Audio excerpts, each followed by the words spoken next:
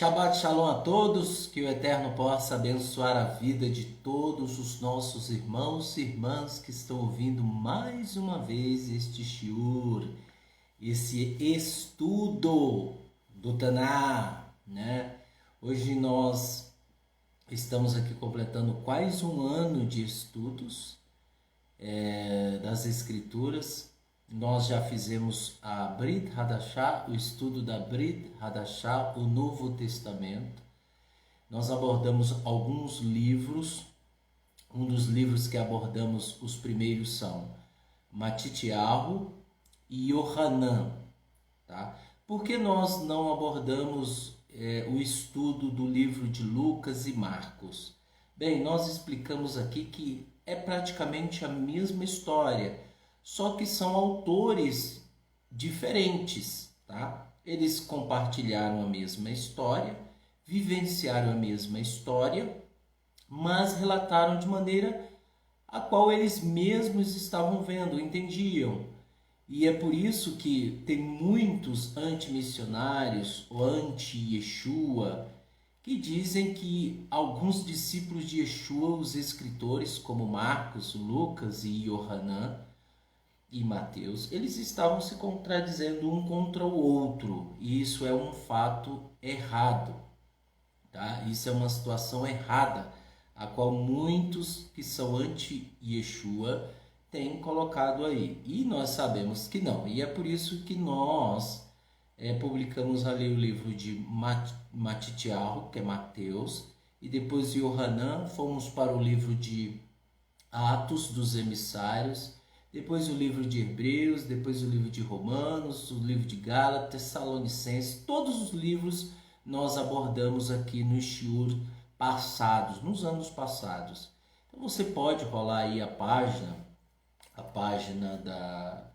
do YouTube, e lá você vai ver claramente o estudo que nós temos abordado sobre a Brit Hadashah. Você pode descer a página nos vídeos do YouTube, e lá você vai ver, tá? E uma outra coisa interessante é que nós não abordamos o tema ali sobre Geliana, o livro de Apocalipse. Por quê? Porque nós sabemos que o livro de Apocalipse ele tem muitas coisas ali que na realidade são mistérios, né? E às vezes não tem uma interpretação exata daquilo que realmente João estava vivenciando.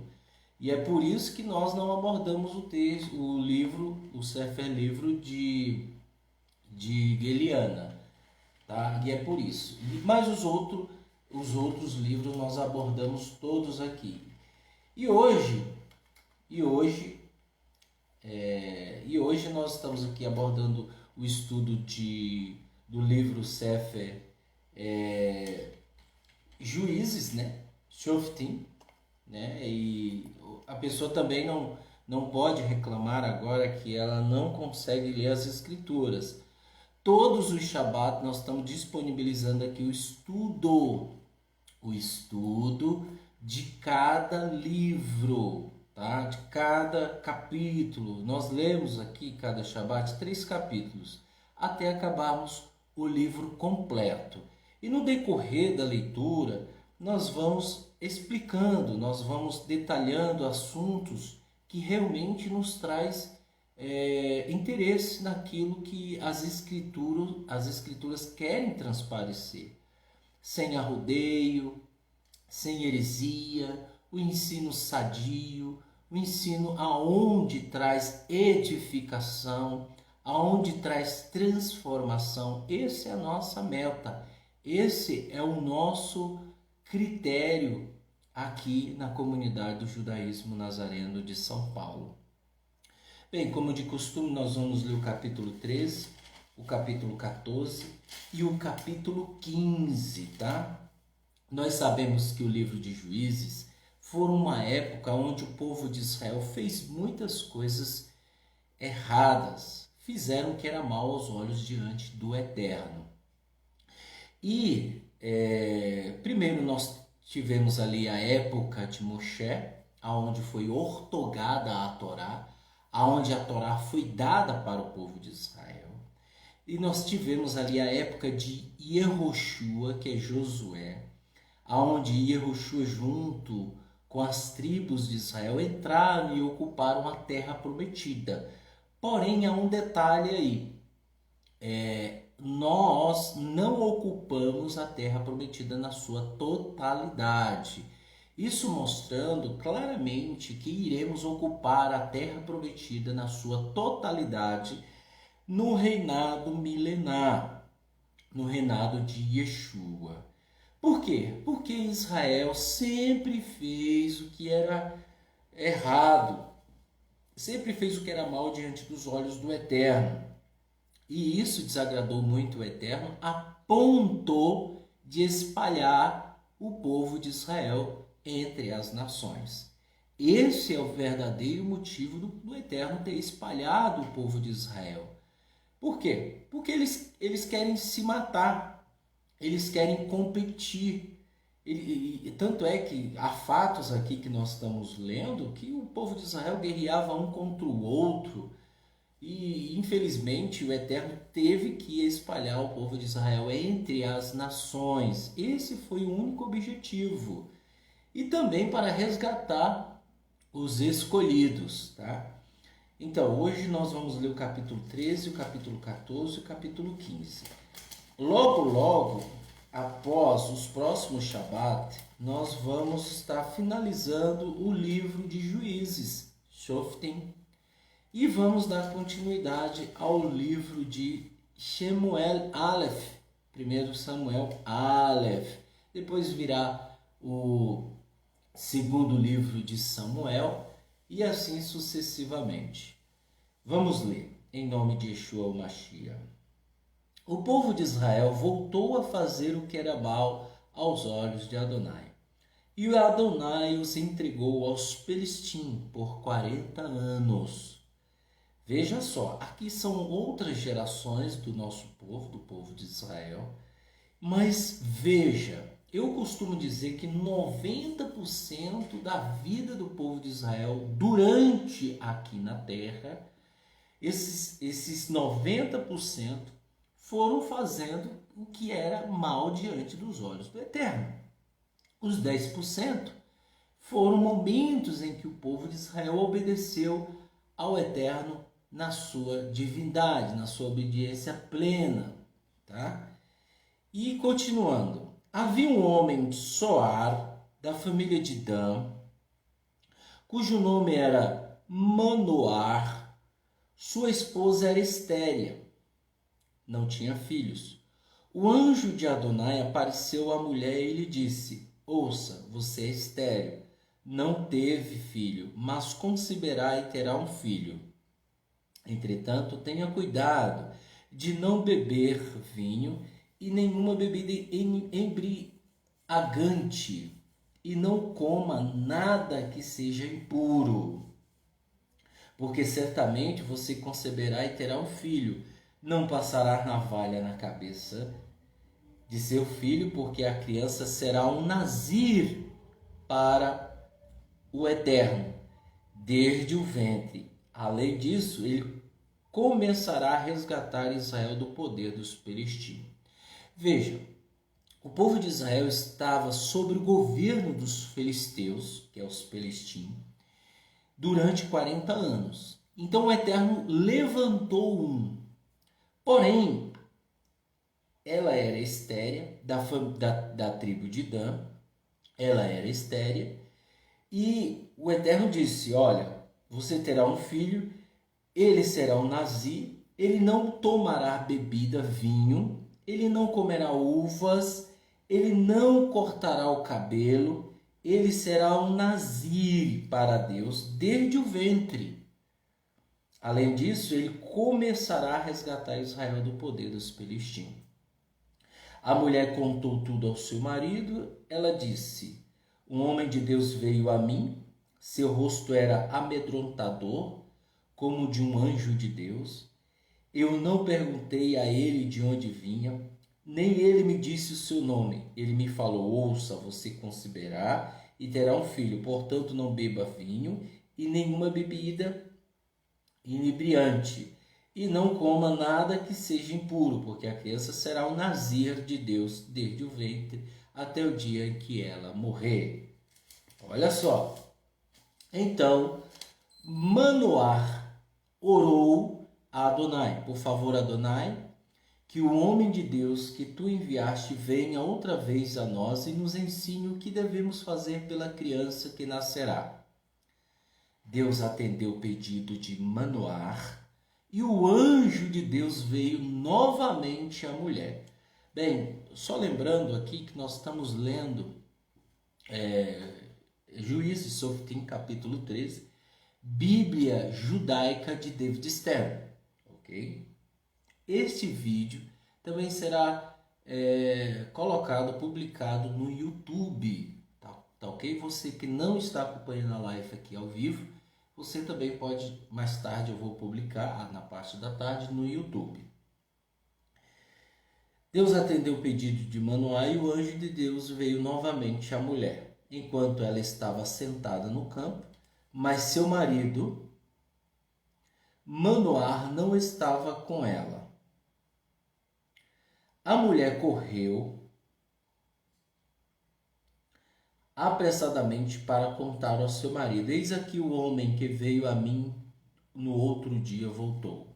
Manoá levantou-se, seguiu a esposa, foi até o homem e lhe disse: você é um homem que falou com a minha mulher? Ele respondeu: eu sou. Manoá perguntou: então, quando acontecerem as coisas que você disse, que orientação podemos ter para a criação da criança? Veja só, essa expressão eu sou não existe em Israel. Não é dada a ninguém, a nenhum ser humano. Tanto é que quando chega a época de Yeshua, perguntaram se ele era um Machia. E ele disse: eu sou. Em uma certa ocasião, foram prender Yeshua na época da sua prisão, a qual levaram ele para a sentença. Perguntaram: Yeshua de Nazaré? E ele disse: eu sou. E eles caíram como mortos. Então essa expressão eu sou está associado ao ser divino, tá? Uma coisa bastante interessante que nós temos que notar são essas coisas.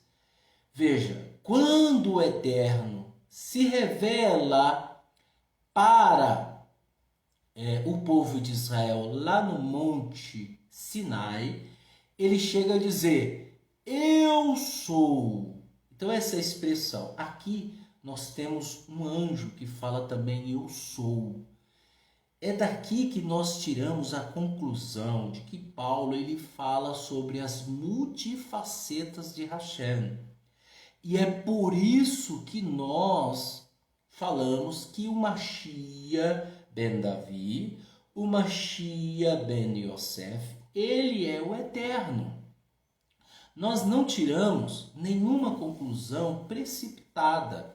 Nós estudamos e analisamos os textos sagrados, que estão em harmonia com assuntos históricos e acadêmicos e escriturais do nosso povo. Não temos nenhum machismo, tanto é que em certas ocasiões, quando a pessoa fala com o Eterno, ela diz, você vai ver isso em todas as escrituras, que era normal a aparição de anjos, a conversar com anjos, embora era uma coisa também bastante restrita, somente a pessoas tzadik, justas. Então, muitos deles falavam assim: eu vi Deus, eu vou morrer. Essa expressão, eu vi Deus. E era sempre associada a um anjo, a um ancião de dias. De acordo com o Zohar fala e revela que o ancião de dias e a face pequena são um. A face pequena, nós entendemos que é uma redução de Hashem para ocupar este mundo.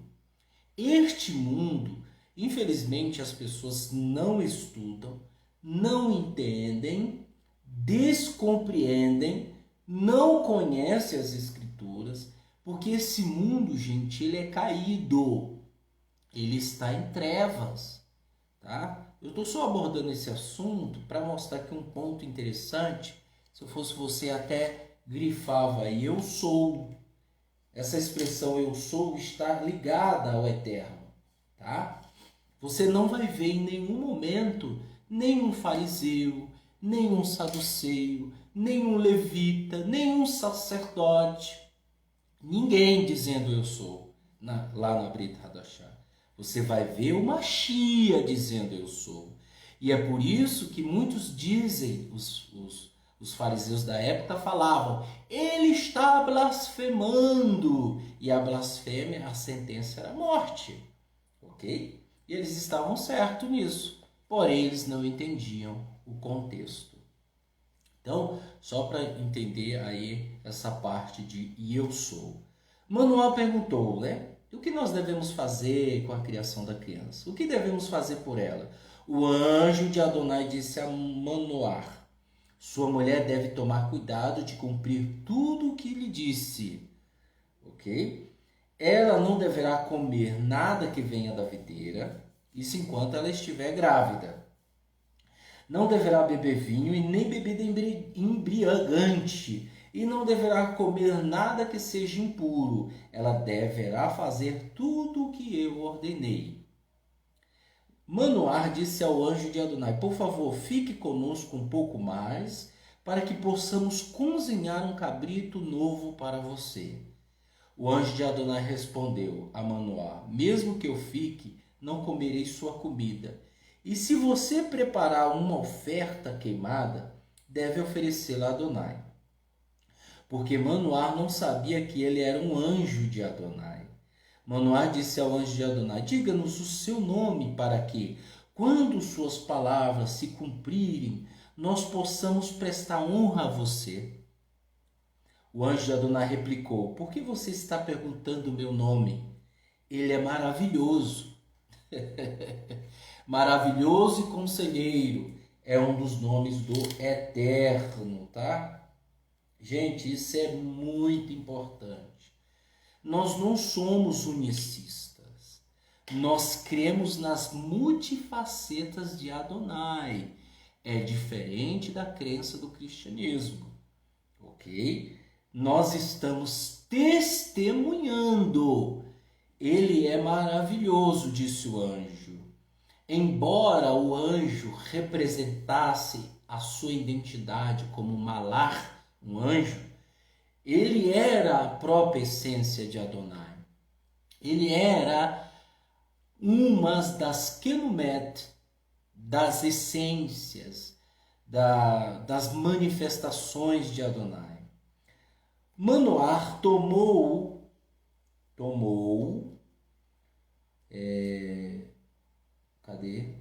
Manoar tomou o cabrito e as ofertas de grão e ofereceu sobre uma pedra a Adonai. Então, enquanto Manoar e sua esposa estavam olhando, o anjo fez algo maravilhoso. Quando a chama do altar subiu em direção ao céu, o anjo de Adonai,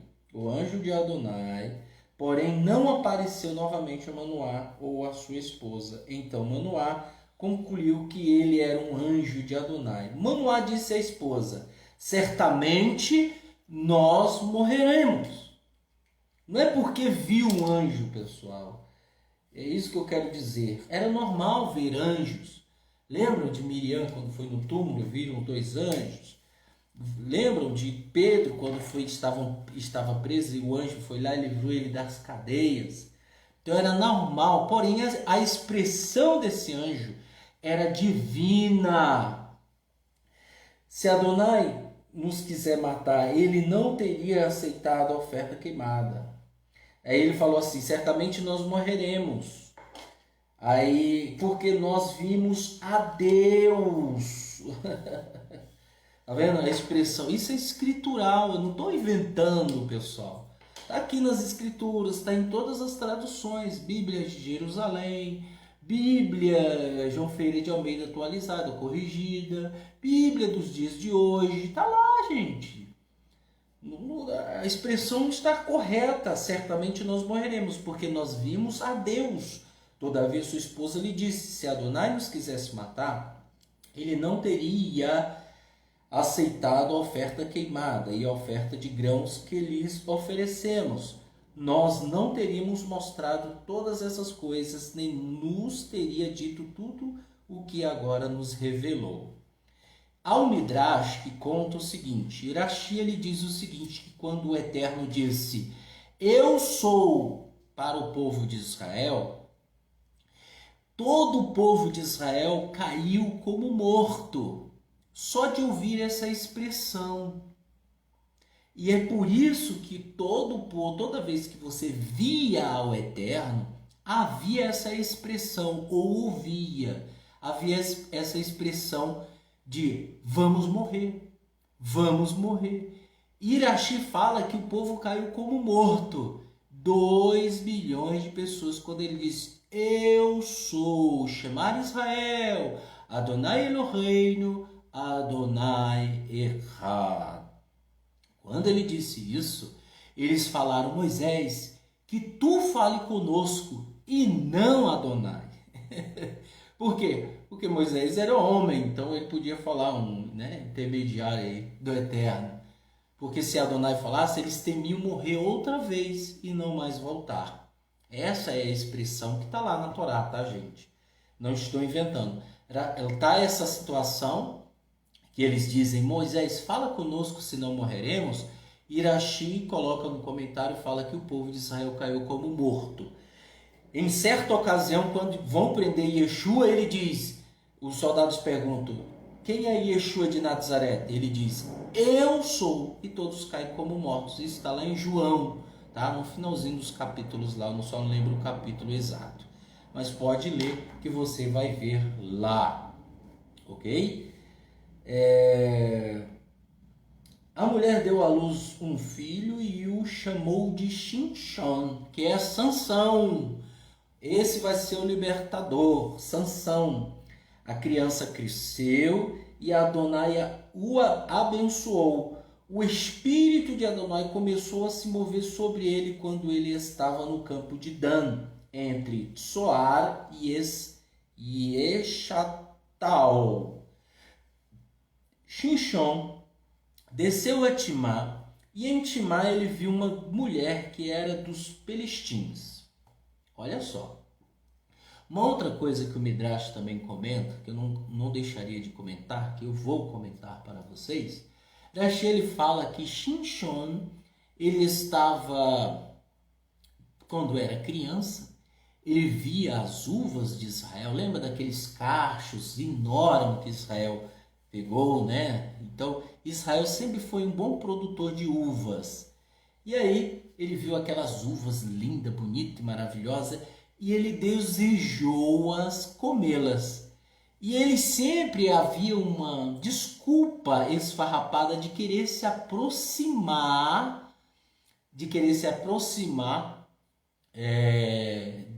do vinhedo, né? Das uvas ali e tal. E aí ele teve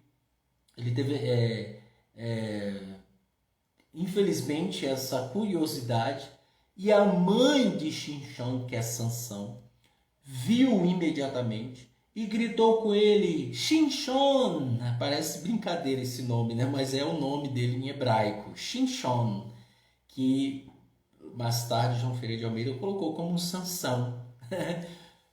Nós aqui, uma vez eu estava com o Sadoc e a gente perguntou, acreditamos que João Ferreira de Almeida ele queria muito ajudar, mas acabou prejudicando, né?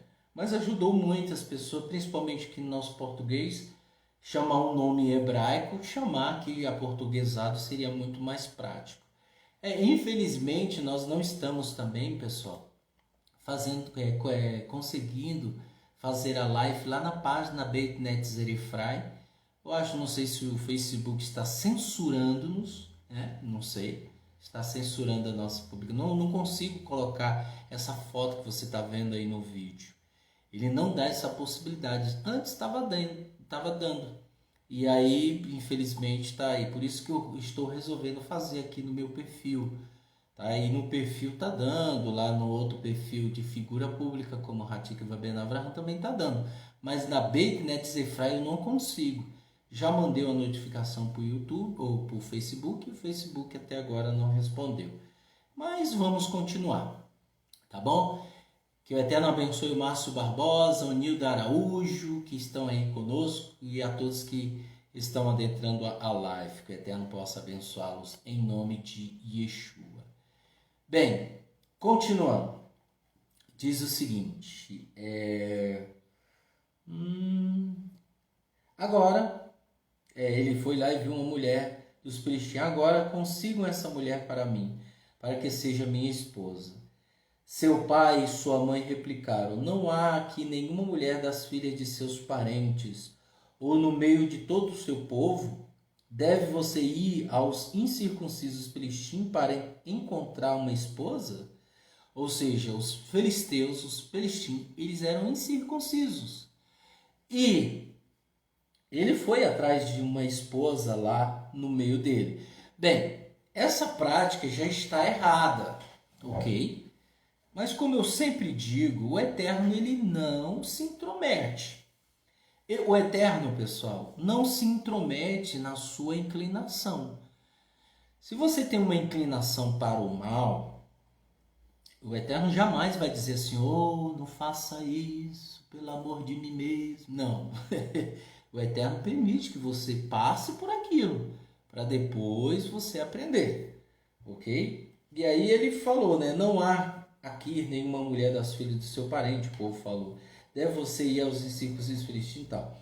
Shinshon disse ao seu pai: consiga para mim, eu gosto dela. Na realidade, ele estava falando com o pai dele, né? Seus pais não sabiam que tudo aquilo vinha de Adonai, que buscava razões para combater contra os filisteus naquele tempo.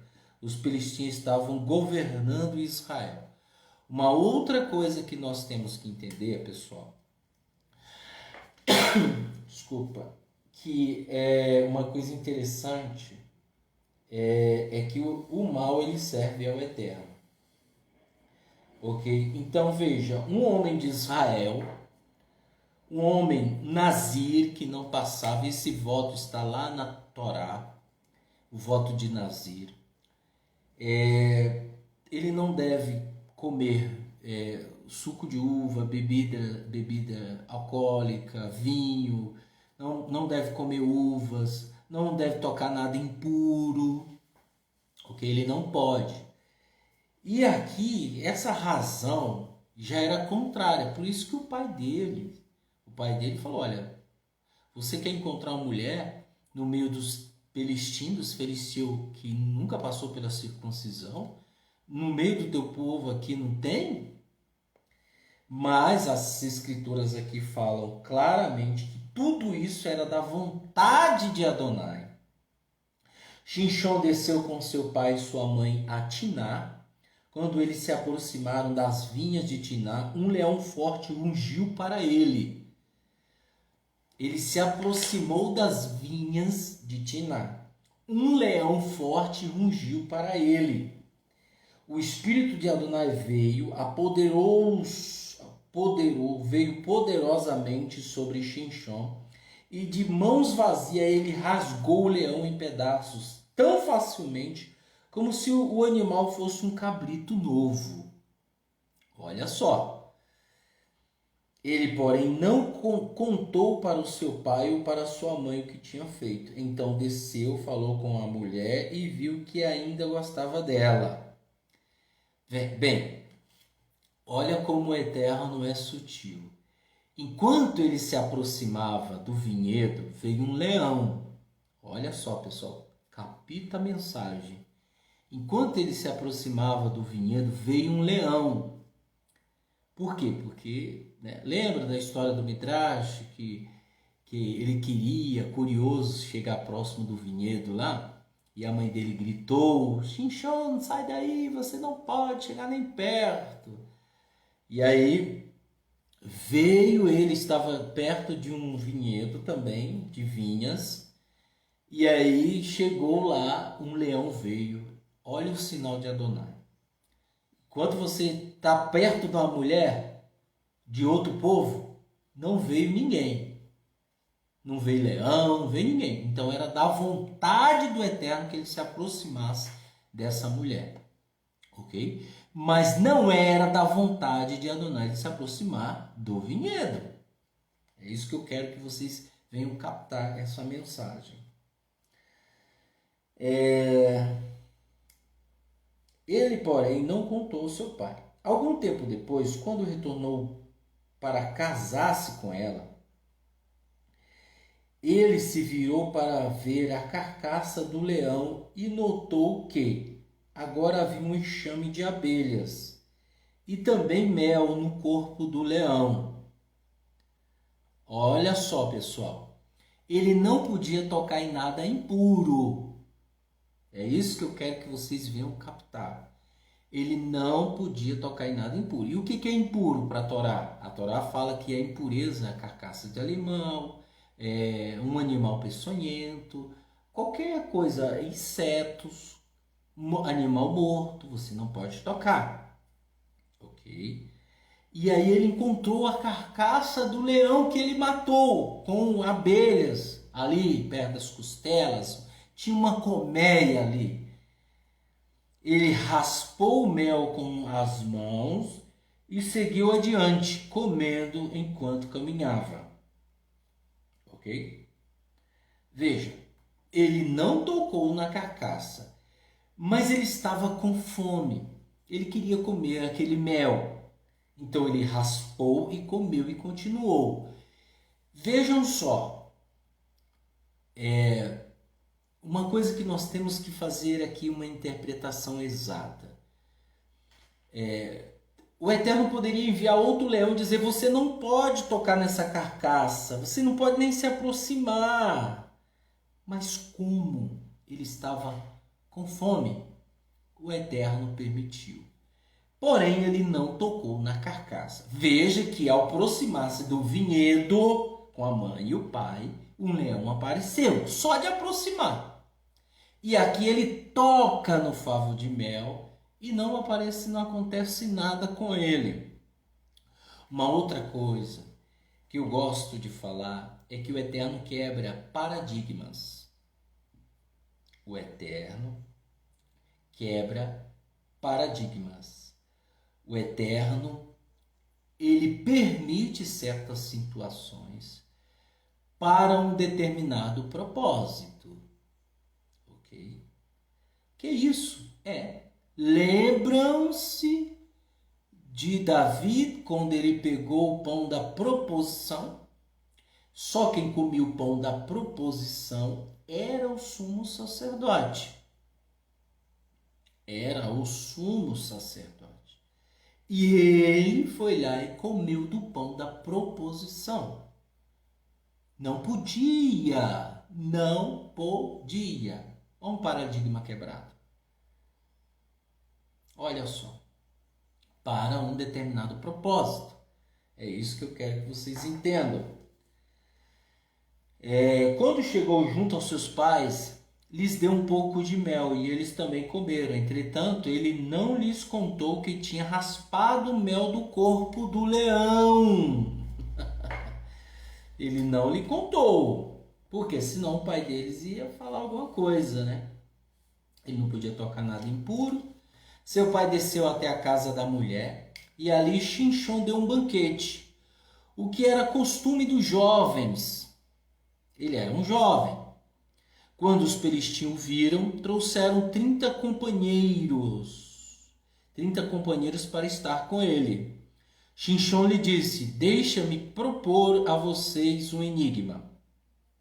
Se vocês o solucionarem dentre dos 7 dias do banquete e me derem a resposta, eu lhes darei 30 camisas de linho e 30 mudas de boas roupas.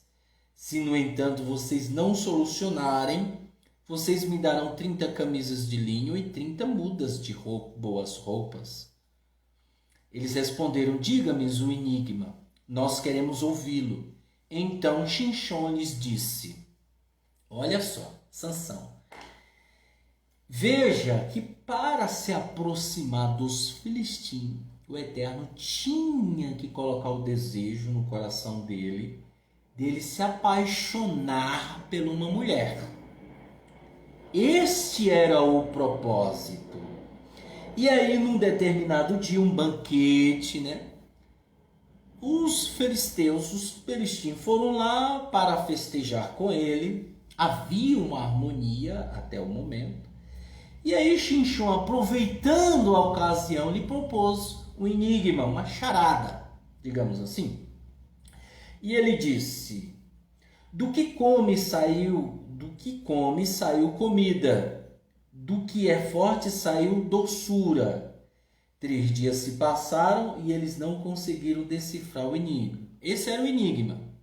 Vamos lá. Do que come saiu comida, do que é forte saiu doçura. Esse era o enigma. Duas frases. Duas frases. No 7º dia eles disseram à esposa de Xinchon, convença seu marido a nos contar qual é a solução do enigma. De outra forma, queimaremos a casa de seu pai, e você com ela. Vocês dois nos chamaram aqui para nos empobrecer, não é verdade? A esposa de Xinchon veio a ele com lágrimas e disse, você não me ama? Você me odeia? Você propôs um enigma ao meu povo e não me deu a resposta.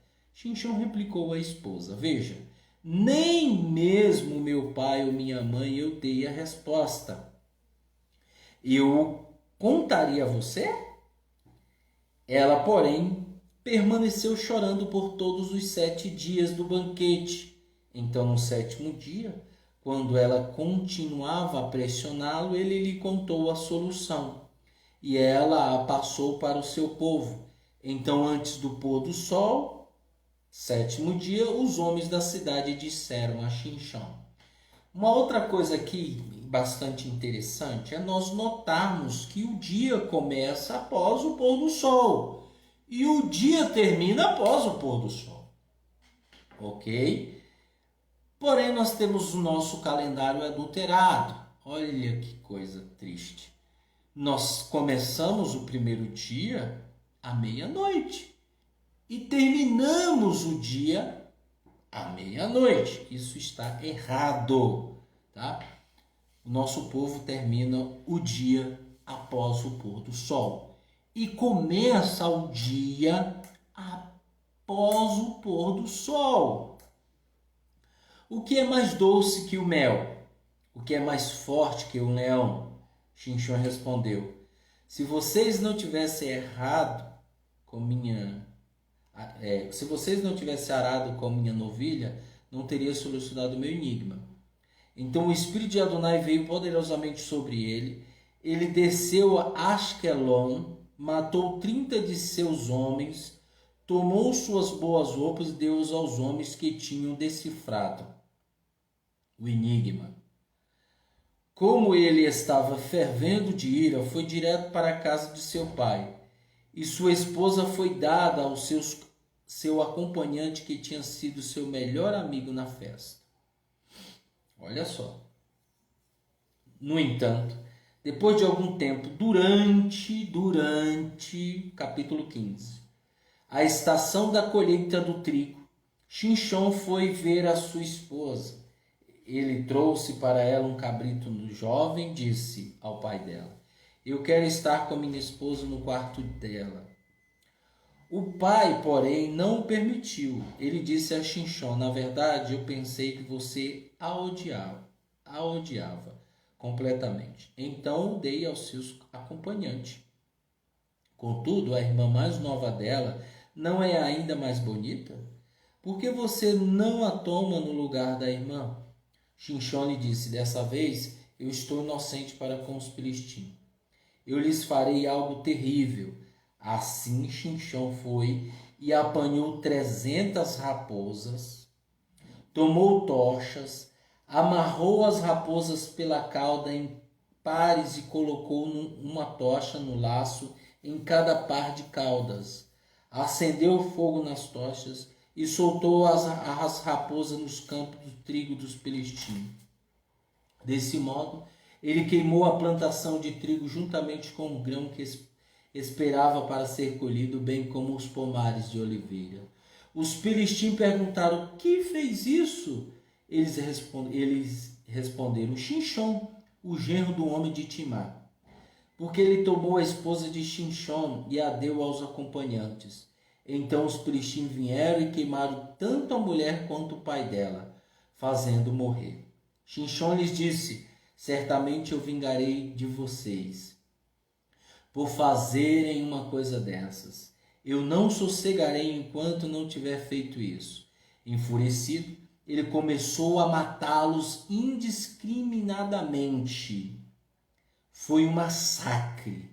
Então ele desceu e ficou na caverna da rocha de Eitã. Foi um massacre. Veja que agora nós estamos vendo a mão de Adonai, a mão do Eterno. Foi um massacre. Os filisteus subiram, montaram acampamento em Yehudá e atacaram em Lehi. Os homens de Yehudá perguntaram: "Por que vocês estão nos atacando?" Eles responderam: "Queremos prender Xinchom para fazer com ele a mesma coisa que fez conosco." Então 3.000 homens de Yehudá subiram à caverna das rochas de Eitã. Disseram a Xinchom: "Você não sabe que os filisteus são nossos dominadores? Por que está fazendo isso conosco?" Ele respondeu: "Eu apenas os tratei de forma que me trataram." Eles lhe disseram: "Nós descemos para prender você e entregá-los aos filisteus." Xinchom replicou: Jurem-me que vocês mesmos não cairão sobre mim." Eles lhe afirmaram: "Não, mas nós o amarraremos e o entregaremos a eles. Nós, porém, prometemos não matá-lo." Então eles o amarraram com 2 cordas novas e os trouxeram da pedra. Quando ele chegou em Alehi, os filisteus vieram correndo e gritando para ele. E o Espírito de Adonai veio sobre ele poderosamente. As cordas de seus braços se tornaram tão fracas quanto o linho queimado e caíram de seus braços. Ele encontrou uma queixada de jumento, mais algo impuro. Agora vocês estão entendendo que o Eterno quebra paradigmas. Ele não pode tocar em algo impuro. Mas ele pegou uma queixada de jumento, fresco, ou seja, os corvos, os urubus tinham acabado de comer, tornou-a em sua mão e com ela derrubou 1.000 homens. Xinchom disse: "Com a queixada de jumento deixei montões espilhados em montões. Com a queixada de um jumento matei 1.000 homens." Depois que ele terminou de falar, jogou fora a queixada de jumento, e aquele lugar veio a se chamar de Ramat Lehi, alteiro da queixada. Então ele sentiu muita sede e clamou a Adonai, dizendo: "Tu realizaste este grande livramento por meio do teu servo. Agora, porém, eu morro de sede e caio nas mãos dos incircuncisos." Então o Eterno fez uma fenda na cratera que há em Lehi, e a água saiu dela. Quando ele tinha bebido, seu espírito retornou e ele reviveu. É por isso que o lugar é chamado de Iracorei, a fonte daquele que clamou. E está em Lehi até os dias de hoje. Xinchom julgou Israel por 20 anos, no tempo que os filisteus dominavam Israel. Bem, nós lemos aí o capítulo 15, nós lemos o capítulo 13, 14 e 15. Olha que coisa fantástica. Olha o que nós aprendemos. Pessoal, uma coisa interessante que não deixaria de falar para vocês, que é o seguinte: o cristianismo, Eu costumo dizer que as igrejas, elas são refúgios de autoajuda. É melhor igrejas do que não igrejas. Por quê? Porque existe muita gente que precisa de ajuda. E às vezes lá vai ter uma pessoa de boa intenção, um pastor, um missionário, embora esteja praticando as escrituras de forma errada, aprendeu de forma errada, mas é melhor as igrejas do que não igrejas. Por quê? Mesmo elas vivendo com a teologia da prosperidade, o neopentecostalismo, né? Como é que fala? Os pentecostais, os reformistas, os luteranos, o cristianismo em si. Embora o cristianismo em si tem várias doutrinas, é melhor as igrejas, porque são lugares onde as pessoas se refugiam de seus problemas, né? Pessoas que têm problemas com drogas, conheço muita gente que se livrou de drogas, de vícios, né? A família destruída e foi para a igreja, e de uma certa forma houve uma mudança. Por isso que eu digo que é melhor as igrejas do que não igrejas. Por quê? Porque tem ajudado muita gente. É nesse contexto. Se não ajudasse ninguém, eu seria o primeiro a condená-las. Mas ajuda, tá, gente? Queira ou não queira, ajuda, tá? E o que eu quero dizer com isso?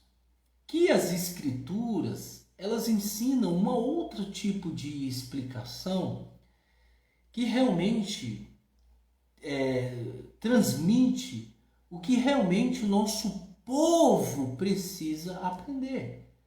O que realmente o povo de Israel tem passado. E o que realmente as escrituras querem transparecer. E é totalmente contrária àquilo que o cristianismo tem propagado. O cristianismo tem dito que devemos comer de tudo, né? O cristianismo tem colocado a árvore de Natal dentro de suas igrejas. O cristianismo tem mudado as escrituras, que eles são ungidos do Senhor, e assim vai, que não é mais o Shabat, que é o domingo, né? Que temos que comemorar a Páscoa, não o Pêssar. Então tem muita coisa que está errada no cristianismo. Mas se você que é um israelita, você que é um enxertado na oliveira, você mesmo sendo um jambuzeiro brabo, uma oliveira braba, um ramo bravo, digamos assim, você tem o comprometimento de entender e compreender as escrituras e colocar em prática na sua vida. Caso contrário, você vai ser um mero simpatizante das histórias bíblicas, um mero simpatizante das escrituras e não um obediente às escrituras, e não uma pessoa que vai obedecer às escrituras, que vai guardar os mandamentos, porque está escrito: aqueles que me amam são os que guardam os mandamentos de meu Pai. Aqueles que me amam são os que guardam os mandamentos do Eterno. Amai o Eterno sobre todas as coisas, com toda a tua força e com todo o teu entendimento. Fora isso, você não consegue obedecer. E é nesse contexto, e é nessa maneira de pensamento, é que você vai atribuir do Eterno misericórdia ou não. Porque eu terei misericórdia de quem eu quero ter misericórdia. Eu me compadecerei de quem eu tiver compaixão. É o Eterno quem se compadece de você. É o Eterno quem tem misericórdia de você. Não é você que diz: ó Eterno, tenha misericórdia de mim. Embora a busca pela misericórdia tem que ser unânime, tem que ser absoluta, tem que buscar isso, mas quem vai te perdoar é o Eterno. Não é eu, não é ninguém que vai dizer assim, o Eterno te perdoou. Não, você tem que senti-lo, você tem que ter shalom. Como você sabe que o Eterno te perdoa? A shalom, a misericórdia, a compaixão. Você ter shalom, uma aliança de shalom. É onde você tem todas as dificuldades do mundo. Você está passando por vários problemas, várias situações, mas você é um equilibrado. Você tem shalom, você tem sabedoria para, né, distinguir, para continuar, para colocar em prática a palavra do Eterno. Você tem shalom. E quando você tem shalom, você tem tudo. Você tem tudo. E é por isso que nós estamos aqui disponibilizando para vocês esses estudos do Taná. Que hoje nós lemos o capítulo 13, capítulo 14, o capítulo 15 de Shoftim, de Juízes. E aqui nós vemos que claramente um anjo aparece para a mulher, né, do pai de Shinshon, e depois ele aparece para ambos, e ali revela que é uma manifestação do Eterno, e revelando que é uma manifestação do Eterno, ele dá regras de cuidar da criança, até mesmo ela não podia tomar bebida alcoólica, a mãe de Shinshon, que é Sansão, não podia tocar em nada impuro. E aí nós vemos o crescimento da criança, nós vemos a atuação de que o Eterno induziu ele, colocou o sentimento de Shinshon, que é Sansão, gostar de uma das filhas dos filisteus, tá? Nós vemos isso claramente, e aí de repente você vê ele gostando, e aí de repente você vê a traição dos filisteus, e nós sabemos que Shinshon, que é Sansão, tinha uma força extraordinária, e aí ele rasga um leão, como se estivesse rasgando linho, tão simples, e ele mata esse leão, e na volta a carcaça de leão está ali, e ele vê aquela abelha, aquela favo de mel, ele raspa aquele mel, come e dá para os pais. Supostamente ele não falou para o pai, não falou para a mãe, mas ele tocou na carcaça, indiretamente ou não, mas mesmo assim o pacto continua com ele, e assim concluímos que o Eterno quebra paradigmas, tá? Porém, as uvas, nós vemos que quando ele se aproxima das uvas, do vinhedo, da vinha, vem um leão, e ele é a hora que ele mata o leão. Então veja, o perigo está mais nas vinhas, mais na bebida, mais no vinho, mais na uva, algo que a gente tem que analisar também, tá? E aí a gente vê todo esse contexto, e aí a gente vê no final também Shinshon clamando ao Eterno com sede, e o Eterno abre uma cratera e ali sai água da terra.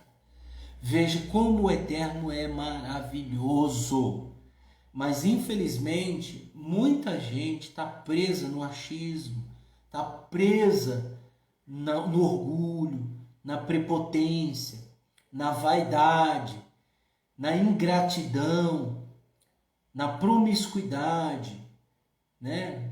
Na luxúria, na vaidade. Tem muita gente presa a isso, e aí acaba não enxergando essas essências, não enxergando esses princípios, não absorvendo as essências que estão nas Escrituras. Infelizmente, nós temos muita gente que está assim, né? Gostam de se beneficiar das Escrituras, mas não obedecem. Gostam de colocar as Escrituras até debaixo do braço, mas não obedecem. Isso não conta, pessoal. O que conta é obediência, tá bom? Então vamos ficar agora para o próximo Shabat. Nós vamos ler o capítulo 16, o capítulo 17 e o capítulo 18. Após lermos o capítulo 18, vai sobrar apenas até o 21. E aí finalizamos o livro de Shoftim daqui a 2 Shabat. E depois nós iremos entrar no livro de Shemuel Aleph, 1 Samuel Aleph, tá? A época do profeta Samuel. Bem, muito bom mesmo. Muito bom mesmo. E aí nós vamos até o livro dos profetas e vamos lendo aos pouquinho e explicando aqui para vocês. Obrigado pelo carinho, obrigado pelas pessoas que estão nos enviando e-mail, comentários, agradecendo de todo o coração pelo vídeo, pelas explicações. Que o Eterno possa abençoar você. Obrigado por tudo. Em nome de Yeshua Mashiach. Que o Eterno abençoe a todos. Em nome de Yeshua Mashiach, Beshem Yeshua Mashiach. Amém.